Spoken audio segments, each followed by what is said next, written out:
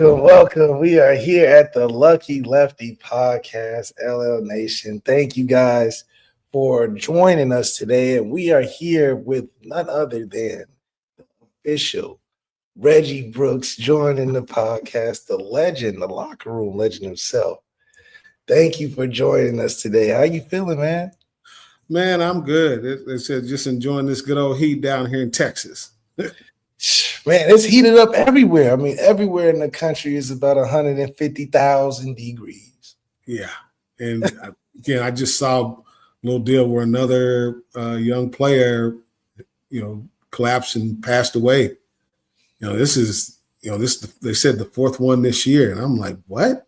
With all those nice stadiums and you got all those misting machines. It's like, that's definitely concerning, and I think again they need to do a better job from a medical standpoint, of getting these young men and women in sports tested for various illnesses and disease, because I know a lot of times like the sickle cell disease, it tends to have an impact on their ability to their blood system. So I hope that's not the case, but that is very disconcerting that, you're having that many football players that are passing away, that young. Yeah. What are these programs doing? You would have to think that that is definitely the question that needs to be asked. All that money they spend down there, you might as well put in some indoor facilities. I mean, they got the stadium, $65 stadium. Hey, just put a dome on and keep it moving. That's right. Well, we back to our great topics today. We got to talk about the quarterback, CJ CARR, making his starting debut at Hard Rock Stadium. What's your thoughts on the decision on CJ? And is this the quarterback of the future? Is this the franchise quarterback that we've been waiting on? Again, I can't speak to it just because I've never. I don't go to the practices. I don't know where what's what. But my concern is that I haven't seen I haven't seen him, and I haven't heard like great news on either quarterback coming out of camp. And it's like, man, these kids have been on campus. You would think, and this is what my thought process was coming into this. Hey, you got at the time in the spring, you had three guys vying for the position. And Jelly went to Syracuse, and it was Minchie and CARR. And my thought was, at least these guys. They've been in that quarterback room for a couple of years, so it's not something. These are not unknown commodities, or at least they shouldn't be coming into this spring. And you should have a better grasp of, what you're getting. So I'm hoping that he separated himself enough to say, hey, this guy's, heads and shoulders above the other guy. But I have heard, again, that hasn't been a lot of, again, it's like close, but neither one of them have been lighting it up. And that was the thing now. I was really hoping at least one of them would really take off and kind of really step up and take that role and establish themselves as the guy. Yeah, and a lot of it has become a little sloppy. I mean, in my opinion, for just how it was handled and what it takes to even get that role. Like, what happened? You talk about both of these guys, as expected, are going to be a little coming of age into what it takes to be the starter, and it's challenging. And not to mention, we have a really good defense that they're going against every day. So it's not like they're getting a softball start to starting quarterback. So a lot of that is expected from a slow start standpoint. But then you start thinking about, okay, what aspects then would you point to that can let you know that, okay, this is the guy over this guy? Well, then you go into the media, and you're just saying how they're neck and neck and they're even and they're splitting everything 50-50, and they're trying to figure out what they can do and what they can't do and what they're trying. But like you said, being 2 years on the roster already And these are on the roster as you've taken in 2 transfers back-to-back years. Those guys were there. So you telling me you just ignored them? You just acted like, I mean, this is like we cannot fall asleep at the wheel this year at the quarterback position from lack of development. I don't want to see us in a position the first 5-6 games where we're just trying to get to speed. We can't do that excuse this year because we've already got the speed with guys that weren't even in the program for 2 years in a row. So we can't be further behind a start like that. We can't look worse than a Riley start when you've been home baking these 2 quarterbacks for the last 2 years.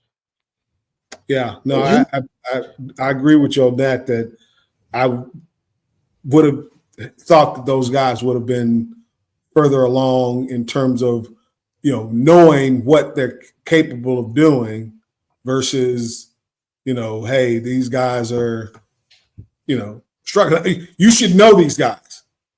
You should know what their strengths are, their weaknesses, what they're capable of doing, the throws that they can make, their ability to run the offense.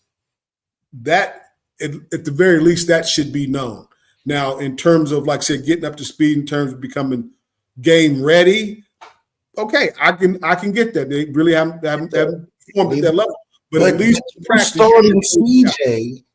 starting CJ is telling me he's either head and shoulders better than Kenny. Because, I mean, if they're even, I don't see why Kenny gets jumped. So you starting him, are you telling me that? Is CJ the 2 games better or the 1 game better? We need to get over that national championship. Because you're saying a lot by starting CJ. You're saying a lot. It's something that they know that we don't about CJ. Because like you've seen all camp from the reports, they both struggle. They both have different talents. They've both been there for 2 years. Kenny's been there longer. They both have seen 2 years of transfer quarterbacks in 2 different styles of offenses. I mean, and then Marcus Freeman is just telling us every time, oh, they'll figure it out. Well, I think they need some assistance.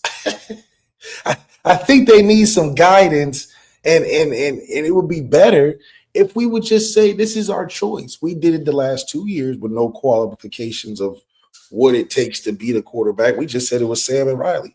So why be different now? And I think being clear-minded and choosing a guy, just this is who we prefer, we want to roll with right now, I think is a better way of functioning for those quarterbacks to develop the right way.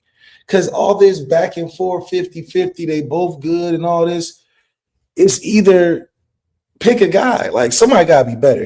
We ain't never recruited 2 of the same players that do the same stuff and the same, we ain't never did that. So it's just a choice, which is fine. If you choose one and choose the other, but you got to give that guy time to develop the right way. You got to give him the first team reps 2 weeks straight. It can't be no 50-50. Because you're going to say, like you said, Reggie, they both struggle because one ain't got enough reps. Neither one of them got enough reps, so they both struggle.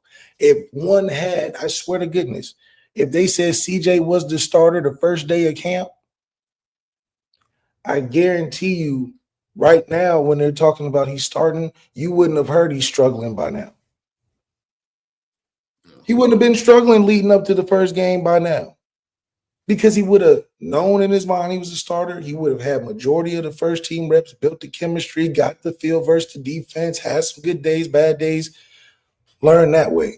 When he's taking, you know how it is. You go first team, your second team reps, third team reps, Reggie. Well, they look different than the first team. I think it's different from the quarterback and the running back because you know how it is on running.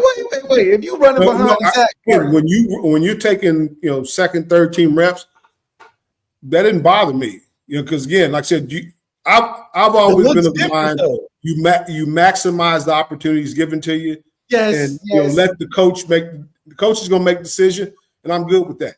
But if I'm given the opportunity, I'm going to show you, hey, I deserve to get first team reps because I'm going to shine that much on second team, third team, scout team, whatever it is. But again, running back is their position because again, the quarterback, they have to see everything, they have to know everything. Running back, again, you just got to know. Yeah. Huh? Thinking about these running backs, that's going to be the whole key to the season. We're going to be handing that ball off. Well, and I hope so. I mean, if that, because again, I've always said running backs, the running back game is key because, it helps the quarterback. Yeah. If you can run the ball, that's going to be a benefit to the quarterback because it opens up play action and it keeps the pocket a little cleaner. If you're more concerned with the run, and especially if they start to, creep up and load the box, you got more one-on-one opportunities on the outside where your receivers can beat somebody, tight ends. So, yeah, I would wholeheartedly agree. The run game will be critical. And what do you think about the O-line? What have you heard about the O-line this year? Better, worse than, especially preparing with a lot of the guys coming back from injury, but also more cohesive as a unit. Yeah, that is the biggest thing for the offensive line. You had the injury early, but I've heard that this offensive line is as connected as they've ever been. And so you're not dealing with a lot of, the communication aspect. They're more tied in and they're to communicate better. They know the blocking schemes and they work well. And those tandem blocks, which are key of getting guys pushed off the ball, is critical. So I see this group. I'm looking for a much better outcome, and I'm going to be watching to see how those guards and center, how they manage those defensive tackles. Because if we can keep the pressure and get push up the middle and control those defensive tackles and middle backers, this is going to be a good year for the Irish. And speaking with that, do you think that they have to step up any more than last year, or what's that next level of responsibility that they have to take on, considering the changes at quarterback? They don't get a veteran guy that's been there and done that before. So how much more of the responsibilities are shared on the O-line, not only in the run game and making sure that's efficient, but also in pass blocking? Because we had Riley. Riley could run around, avoid some stuff. I mean, the young guy needs some time. Yeah, but I will say this. I mean, that's why it's going to be so critical that your guard centers are united. So when you get those TNT stunts, those linebacker, inline stunts in the middle, you cannot pass off somebody to nothing, which you saw a lot last year. And you cannot allow you can't allow the guard to turn their shoulders and allow that guy to come around the end because they're not staying square and keeping a good pocket, keeping that pocket clean for the quarterback. That's going to be a key. And it's also going to be a key for the running back. And I do like what I heard from the running back coach. Pass protection will be at a premium.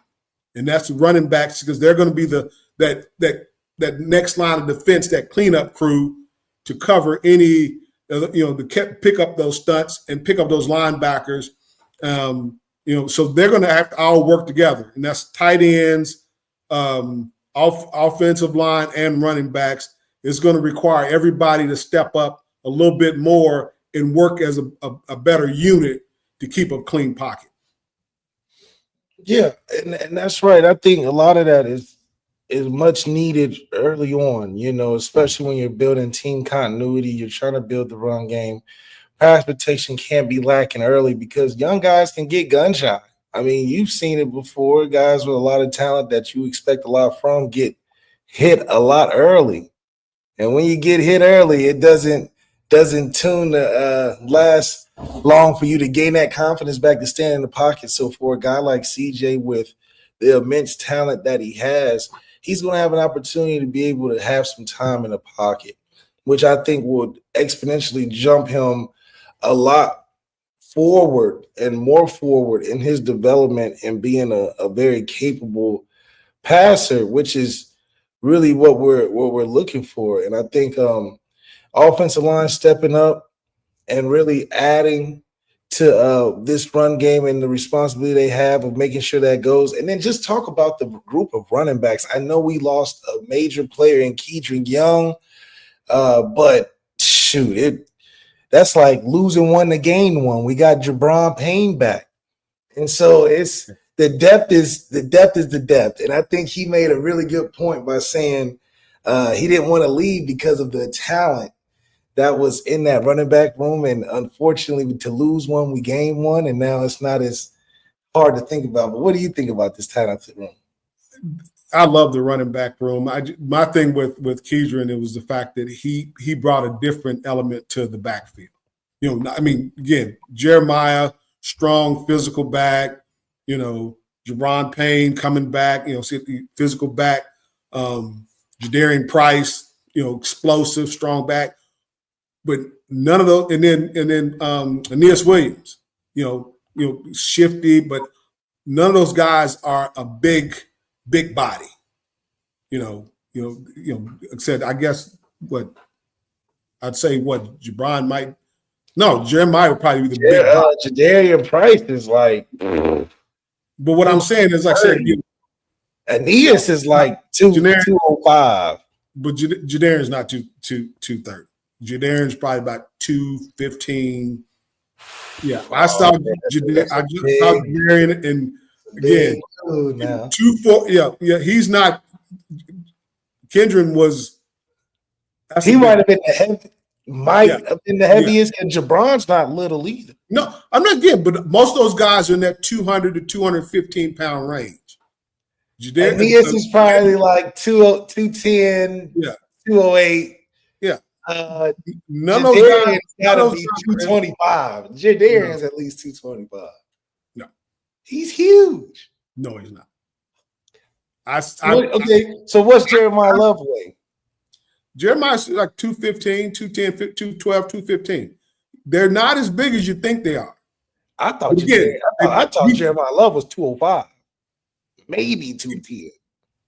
Yeah, so he's not a big guy. Jadarian is not that much bigger than Jeremiah. I mean, he's thick, but like, dude, me looking at him, I would say, hey, you know, Jadarian Price, I give him 215. I give him 215. Okay, but I'm still a room now. But no. What I'm saying is, like I said, Kendron provided 240. That's the difference. He was 240. Yeah, and can run. So he was a different 240. Wait a minute, let me look this. Yeah, he was 240. Or he is 240. Yeah, that was and again, he was that Audric Estime type guy to, you know, when you had Williams and Estime, and again, a nice change of pace. Because you look at Jeremiah, again, credentials speak for themselves. Jabron Payne, physical, but Jadarian Price, same thing. The thing I told him was, like I said, you need to work on being patient to the hole and then explode. Jadarian Price. Oh, absolutely. Yeah. I agree. Yeah. If when he, like I said, develops that patience and ball and go, he don't be tiptoeing no hole. And the thing about it is that, you know, but he was doing that because, again, when you're sharing the ball, you say, you try to get. I got to get this thing. I got to get what I can get. And that's the thing about it is, like, the beauty of it is you have a backfield that I think now they're starting to understand the dynamic of, hey, I just got to maximize my opportunities. And I can do that because you tend to play out of character, though. Because every time we've seen Jadarian last year, like you said, that was a great point. He's out there running like he got to make the most out of these 5 carries. Like, he's not thinking necessarily the groove of the game. It's like, how many yards can I get each touch? And I think that it changes you a little bit in how you play the game. But this goes back to when I was talking to him.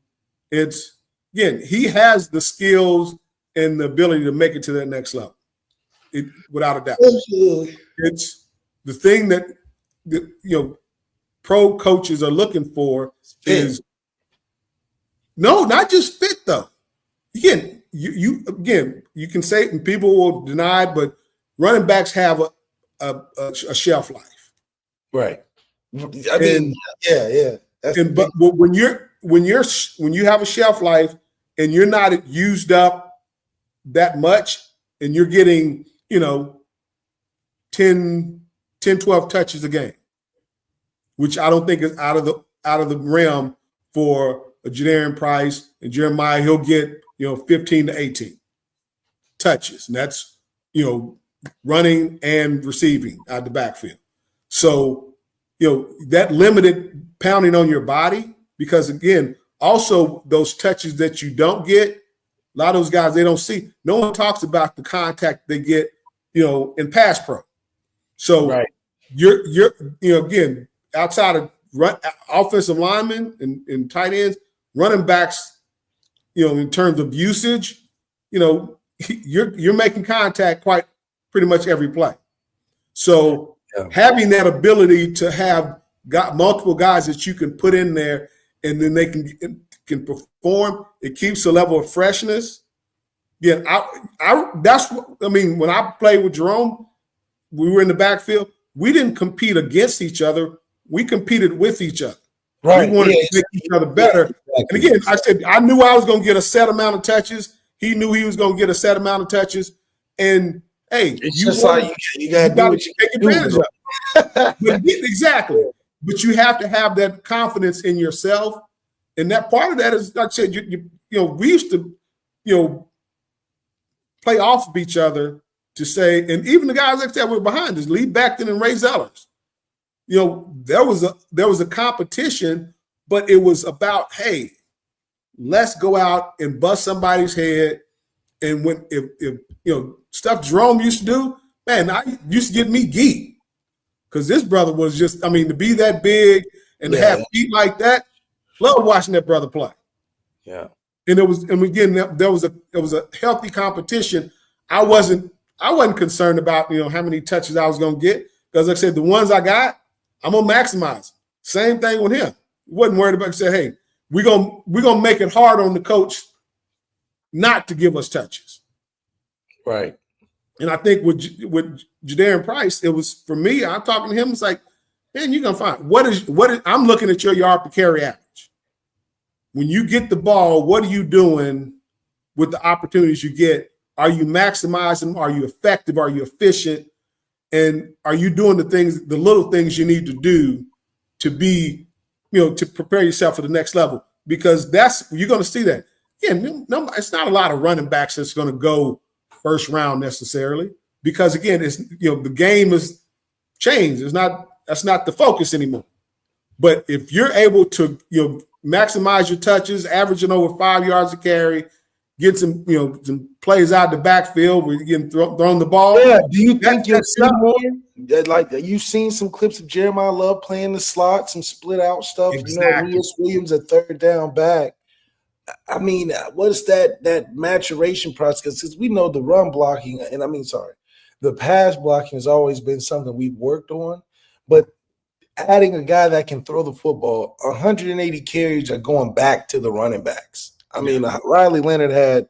I've never seen a bulk of carries. He was one being dispersed back into the running back room. Hallelujah. There's some opportunities. That's it. As a running back, you guys say, hey, this DJ is not going to be running around. He ain't Peyton Manning just yet. So he's there's some opportunities going to come back to us. Are you ready to take advantage? 180 to spread out is a lot. Yeah. CJ, if he played the whole season, just say he might have 15 at most all season. Like, come on, and that's the one thing. Like I said, I'm a big believer in the game manager for quarterback. I'm not looking for the flash and the. Right. I want somebody again that's going to manage the team and lead and get guys in best position and get them the ball. Yeah. get the ball in the hands of your playmakers, your great houses, your Faisons. I would like to see us use the damn tight end a little bit more, because man, that's a mismatch waiting to happen. It's a huge mismatch, but I mean that comes from not being able to throw the ball. So you can't throw it. It's hard. Everybody deserves a little bit more. Hey, we're gonna see. I mean, again, like I said, not been to practice. I am concerned again. Like I said, can he make the throws? Yeah, that's the biggest thing. Can he? That's what I mean. That's essentially what they're hiring him to do. They're definitely not hiring him to have 180 carries. So his whole thing is third down, long, 3rd and 11, like we were against Ohio State. There were drives against Ohio State when we were 3rd and whatever, and I knew it wasn't something we could accomplish. I didn't have the faith that we could throw the ball beyond 8 to 10 yards consistently. And that's really what CJ has. Not now, not the first game in Hard Rock. He has to be perfect at it, but that has to be his maturation of what he can do for the team and not be something where we're thinking of him saving us.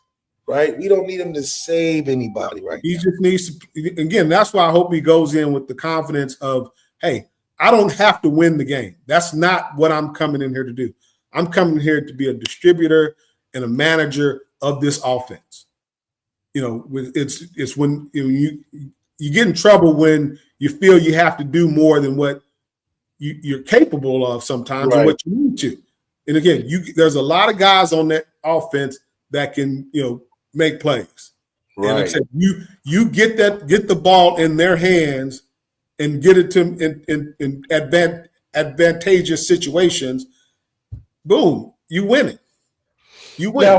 Now you love the running back by committee and how it's keeping guys healthy, and a guy like Jeremiah Love, who is receiving all the proper accolades as he should coming into this year, having a tremendous year last year. What is something that you expect from a guy like that?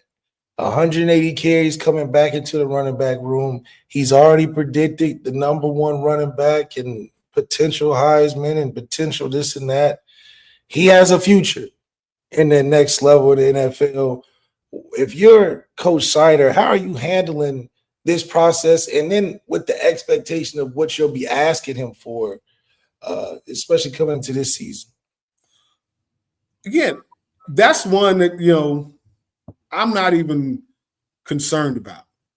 Just listening to him talk, with the media and the things that he's saying, his mind is on, okay, winning games, doing what I can to help win games, not, all the accolades because the accolades come when you take care of business on the field. And that's him, and he had mentioned about being better in the pass pro, being better at the receive. He's like I said, where can I take my game up a notch? And the fact that that's where his head is, he's confident in what he's in running the ball. That's done. He's got that. What can I do to be better and improve my own self? And like I said, better at being better, getting some more opportunities in the slot. Being a better in pass pro. He said he was like, hey, I got to be better there. I got to know, the fronts and the blocking schemes of the offense so I know where I fit. So that's again, and he's already said that, hey, he's a Heisman candidate. Yeah, I mean, why wouldn't he be? But the thing about it, the thing that you got to understand is that he also knows that there's going to be a lot more emphasis placed on him from the defenses. So that the thing that caught my ear was when the running back coach talked about more two-back system, two-back plays. Like we're putting in two-back system. Okay. When I heard that, I was like, what? Because that is going to be a problem for some teams. Jeremiah on the same in the backfield at the same time, because again, both of them can block, both of them can run, and both of them good at the backfield. And then, not to mention, you go in there, Jerron Payne and Aeneas Williams in the backfield. You mix and match. Then you put Malachi and Will Pauling out there. So it's yeah. That I mean, just the fact that the emphasis I hope is not on the quarterback and what because again they had a lot of stuff with Riley was built around what he did. Now you're kind of building an offense around more people, at least in my mind. So CJ is like yeah, he's the quarterback. CJ has too much to lose. I mean, too much to not be. He have two ample. You go. They're giving you two back. How does two new receivers? Again, but like I said, I don't need you to make something happen. No, we do not need you to make something. Yeah, just manage it and distribute the ball. And I think he has a mindset. He gets it. I think if anything, if they had to say why he won the job, they'll say because he gets it. He gonna throw the little check downs. He's not gonna hold the ball too long. He's gonna take the shots when we ask him to. Just play it safe. Listen, and nobody would ever say that to you in college. But most of these places in college football are asking you, "Hey, can you save all the kids from the fire in the building?"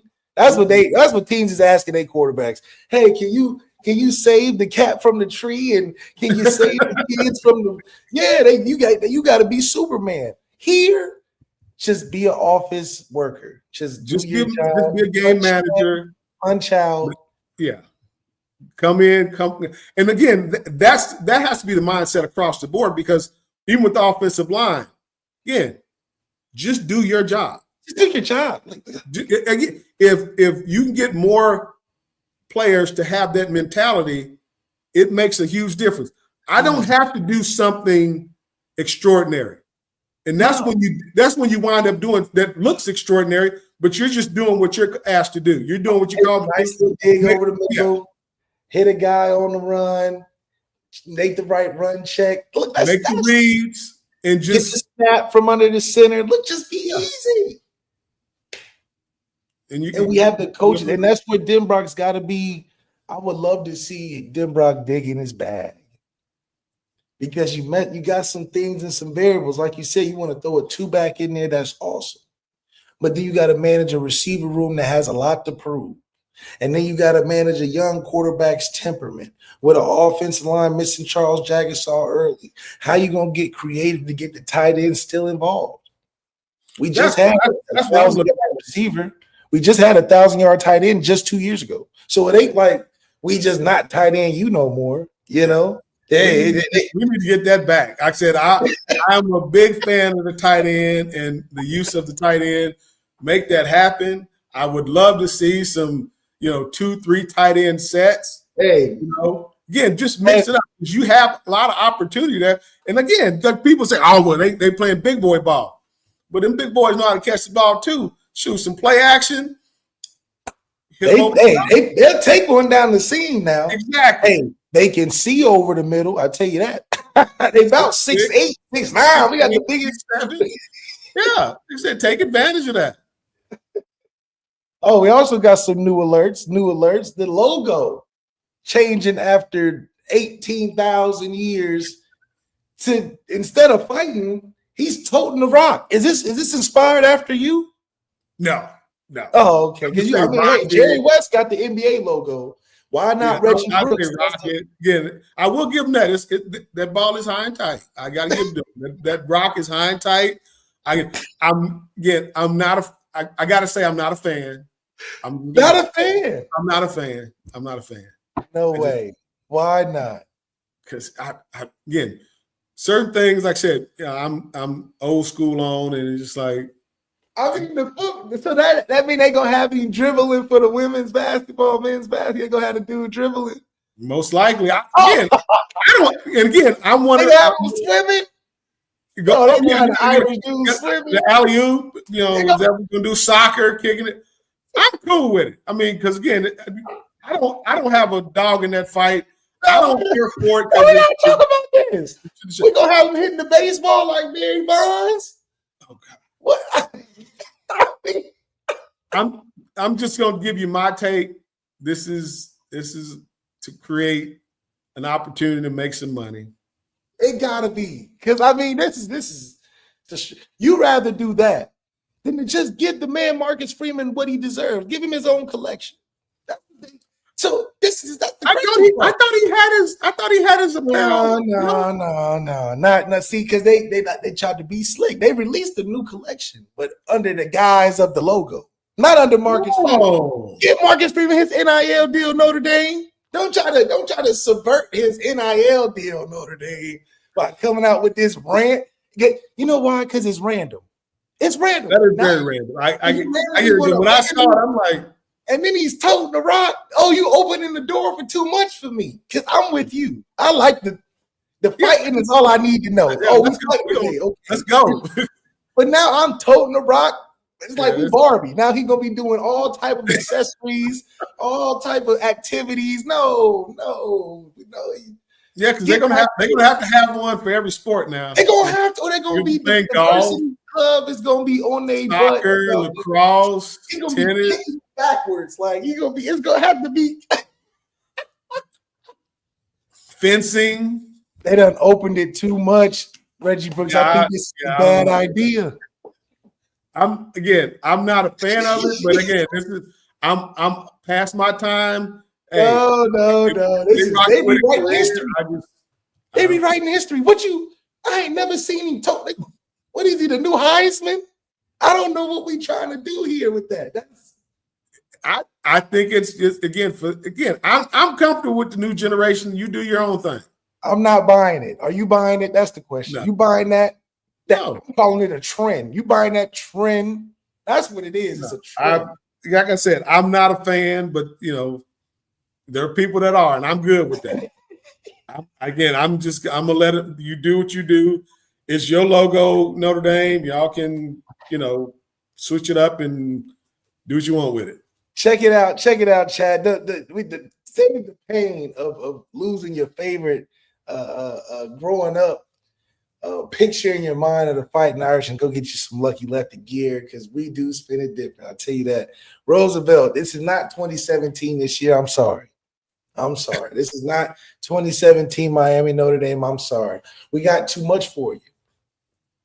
You guys are depending on the guy that left and got ran out of town by a guy that we beat in the playoff game for all the marbles.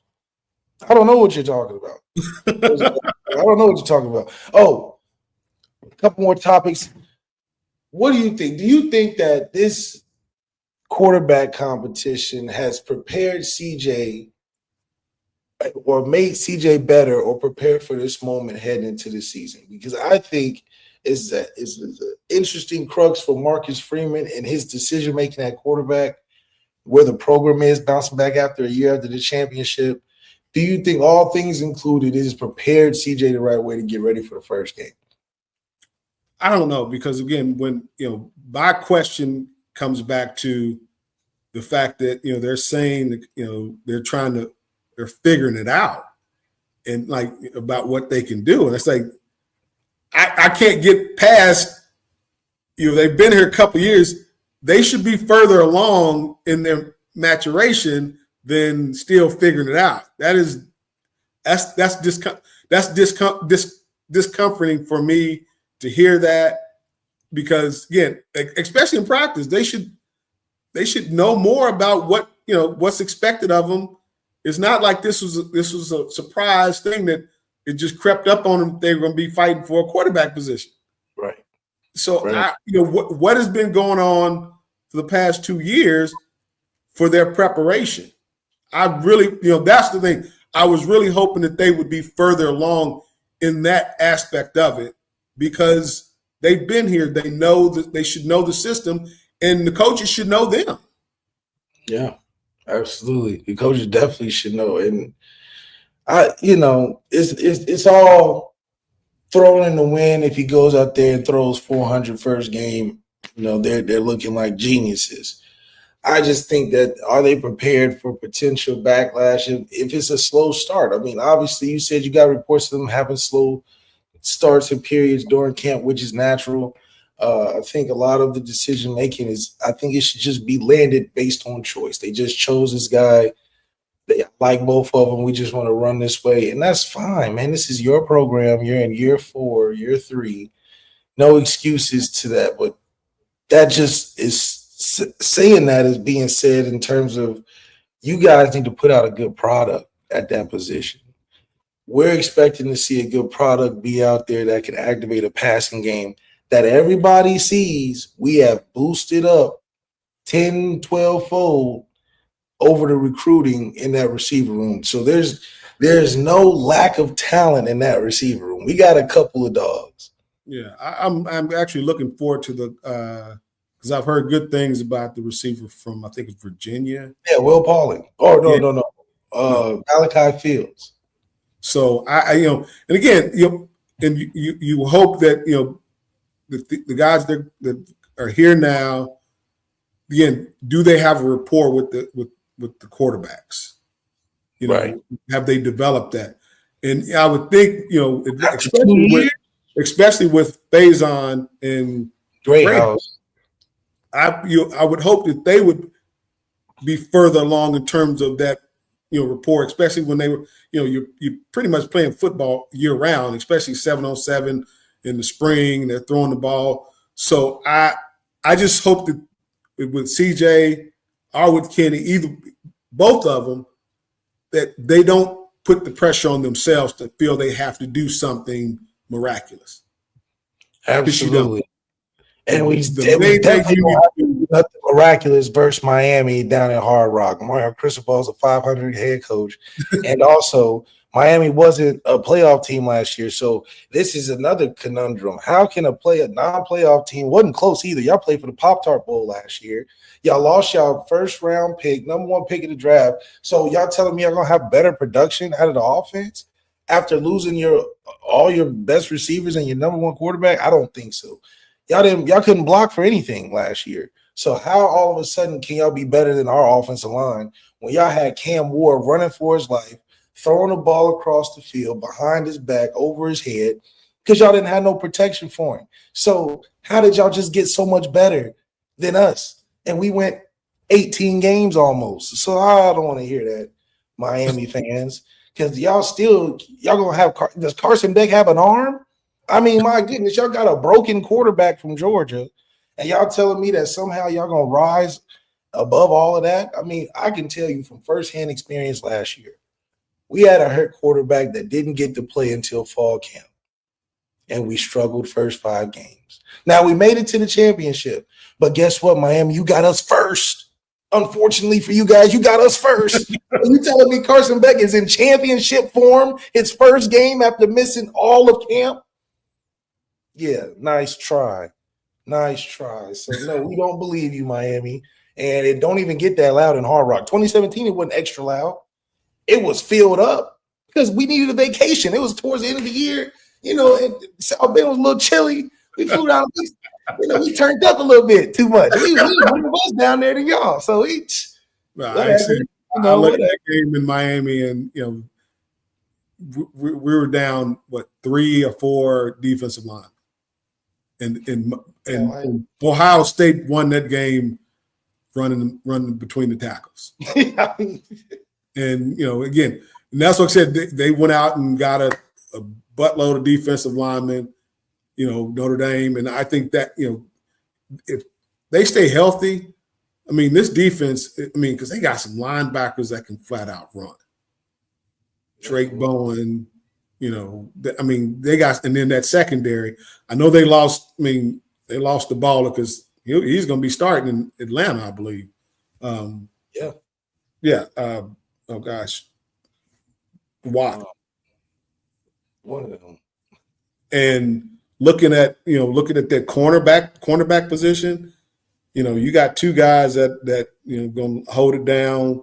So I feel really good about this. Like I said, the defense, and as long as the defense shines early, it'll give the offense some time to, I mean, how much can you got to think like when you're going against us, you got to really be on P's and Q's. Like your whole team has to play well. How often, if you're not an elite recruited program, is your whole team going to play well the whole game? It just don't happen like that. You telling me that Miami is so good defensively, you're gonna hold Jeremiah Love, Jadarian Price, and Aeneas Williams and Jabron Payne to less than what 100. Not only that, then you're gonna tell me your DBs are so good that they're gonna hold Jaden Greathouse, Malachi Fields, and Will Pauling and all our tight ends to less than a couple hundred. And then you're telling me your offense is so good that you're gonna put up over 30 points. I mean, what are we talking about here? Like this is the Miami team that didn't make the playoffs last year, coming into the first game with a quarterback that couldn't practice until fall camp. You're telling me that y'all got all of that? I mean, come on now. Like, it's hard enough to stop Jeremiah Love game planning for him. But then we can throw the ball too. We're not just like we're not like Georgia Tech that can just run. We can throw, we can run, we can defend the pass, we can defend the run, we can do this. So you telling me that Miami, y'all have all of that for the first game, not warming up game 6, 7 down the line. The first game y'all coming out the package, playoff potential, because nobody in Vegas got y'all going undefeated. I'll say this about again, I don't get into the team because again, I don't know enough about Miami. I mean, but to your point, having a quarterback that has to play in the spring, that's we've seen how difficult that is. If your starting quarterback, is coming back and they haven't had the time to connect and gel with the other players. That is a major point. I mean, what type of magic they got down there? You going full? First of all, Marcus Freeman's in year 3 going on 4. Yep. Yeah, year 4 of a program built over time. Chris Paul got there 2 years ago, and he did it off of transfers. So he didn't do it with no homegrown sauce. You sometimes the homegrown sauce goes a long way. My whole point is, what details in comparing both schools or programs do you see? Oh, Miami got this. Miami's on life support before we walk into the game. The only thing you can tell me is that if they have all of that, then Miami is a national championship contender. Now, can y'all say that? I mean, take us out of it. Can y'all say y'all are a national championship contender, not get to the playoffs? Because that's what we really talking about. If y'all are trying to convince me that Miami has done something from going from the Pop-Tart Bowl to the first game against Notre Dame, that they have done something that is telling you that they are national championship contenders, because that's what we are. Well, let me ask you this: is that Miami saying this, or is Miami fans? Both of them, because I want an explanation. I'm not. Miami's defensive lineman went on an interview and said that we're not going to see anything better than our O-line, so we should be fine for Saturdays and Sundays. Okay. You talking about wait a minute. You're not going to see nothing better. The first game, you're going to see something better. And you telling me, see, that's what I'm saying. It's delusion. Well, I mean, God's green earth is telling people Miami has a chance. First of all, you're not even going to have more fans than us down there. we got us. We got the vacation home still and all that. We got more money than y'all, so we're gonna be all up in y'all suites and all on the sideline. This is vacation time. It's first week of school. It's spring. Labor Day weekend. We hanging out. We down there. We hanging out. So what are y'all bringing that is somehow? Like, I'm just saying, unless you saying Miami's a national championship contender, I don't understand what Miami fans are even talking about. Yeah, like I said, that's why I was like the difference between fans and actual Miami themselves. I don't. But if he said that, okay. Well, again, you have to pump up, your teammates. So I get that. But like I said, I will find it very interesting to see how, considering again the offensive track record on the offensive line, because I watched some of the Miami games, and you are correct. The quarterback he was running around quite a bit.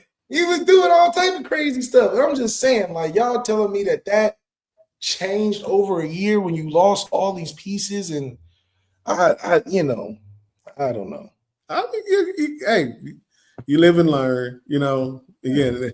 But in my thing with Notre Dame, and again, I always, look at it on his face. Anybody can lose. It's when you right. It's again when you go in with the mindset that okay, we got this. It's real different when somebody punch you in the mouth. When you're in a fight, that's going to be the deciding factor for me. Is when you punch and when we punch them in the mouth, how they going to react? If we get punched in the mouth, how are we going to react? And again, the track record, I'm just, based on track record, the guys that has played at Notre Dame, even in that national championship game, they got punched in the mouth early. Did not fold.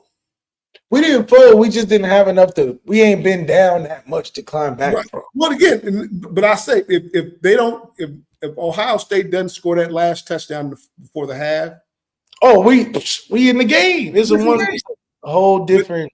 So again, and it goes back to preparation. Yeah, it's just and how. But how do you handle getting punched in the mouth? Yeah, and that's what's our saying we got this year? Still ain't SAS. Still ain't nothing. Okay. All I know is I've seen Notre Dame get punched in the mouth and how they respond. Yeah. So, I can't say the same for Miami. Not saying that it couldn't happen, but I give Miami 2 quarters. Every Florida team suffers the same curses. If you get on them early, yeah. Now they're Dolphins. They're cooked. They're over with. Now I will say, that quarterback they had last year, he was a bit of a miracle worker.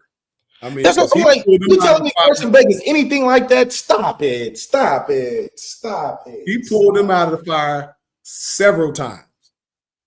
So he was the number 1 pick. It can only win 8 games in Miami. You telling me Carson Beck is better than that? Stop it! Stop it! Stop it! He won 8 games and played in the bowl game. And you telling me that Carson Beck is better than that? No. He was number 1 pick for a reason.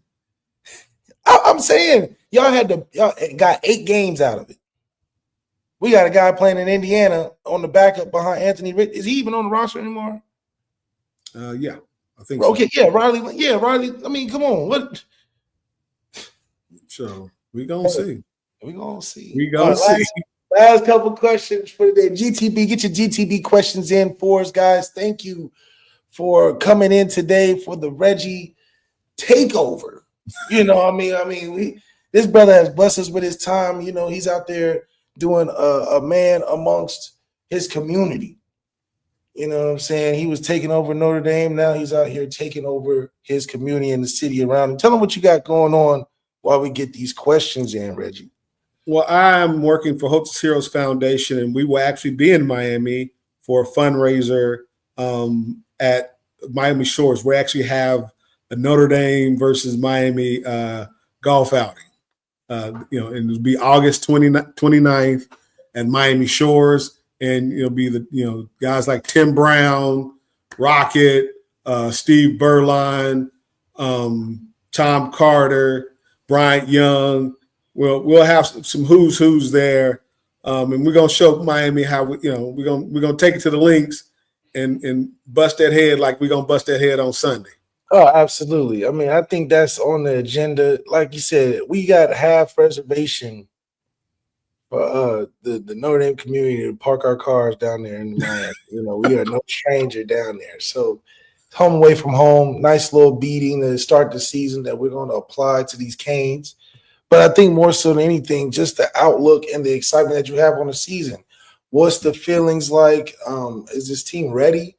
Coming after the longest season ever, technically, right? The longest season ever played. bouncing back. What blew me away is the fact that they played in 3 bowl games. Yeah, in one season. You go through 4 in your regular. I only been through 4. Yeah, that's only been through 4. that's mind blowing. That is mind. They played in 3 bowl games in 1 year. You can play in 12. Dude, that's insane. That's insane. Woo! Wow. Because you know, bowl games, the gifts and all that was the excitement. You get 3 in a row, 4 in a row. Shoot. Hey, and then go back. Let's say you know Alabama or something. You go 4 years in a row. You clean it up.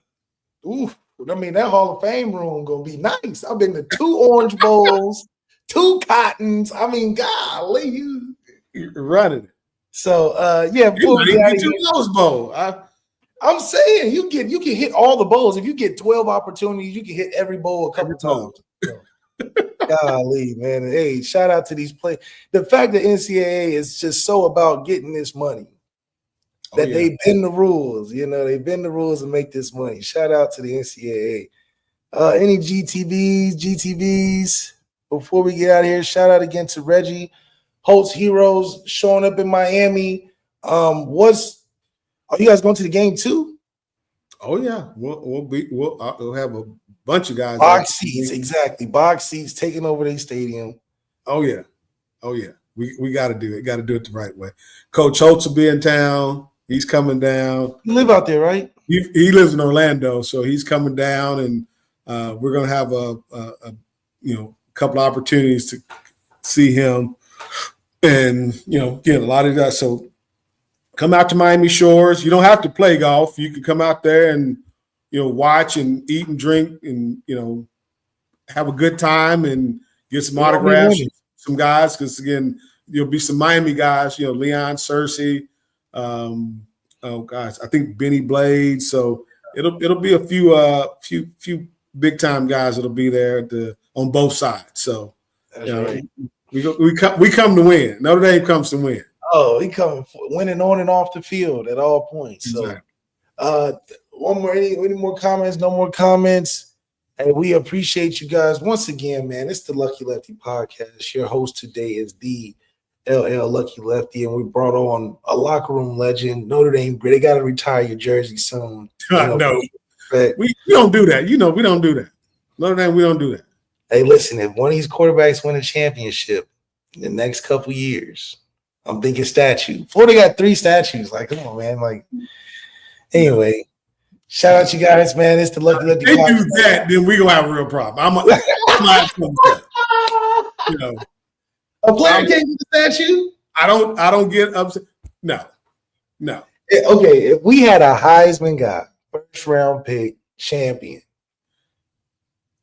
you telling me he's not getting a statue? We have a guy that won the Heisman, pro football. He was number 3 pick, Pro Football Hall of Fame, College Football Hall of Fame, and he ain't got no trophy. Did he win a championship? No, he missed it. See? If we had a quarterback that won a championship, won a Heisman, and was a first round pick, you're telling me he's not getting a trust. Colorado retired Travis Hunter and Shedur's jersey. We're not going there. We're not going there because I have no idea what that was about. So, Colorado is Colorado. I mean, again, I'm not going to speak on anybody else's program. I'm talking about Notre Dame. We don't do that. Now, like I said, if you got a coach that wins, all right. And again, I'm saying it now. We need that next coach to get that championship and have that next. I think it's the gate C, B, D. We need it. I mean, all the gates are not full with national championship coaches.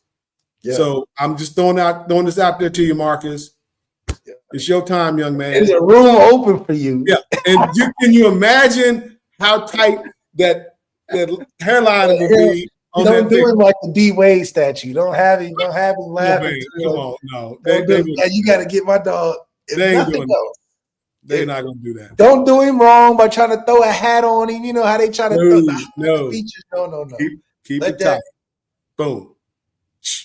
we get that on Notre Dame's campus in the stat. Oh yeah, it's on. Yeah. It's on. Hey, he ain't the only one winning. I tell you that. All right, shout out to Lucky Podcast chat. We going up. Hit the website. We'll see you tomorrow, guys. Thanks again.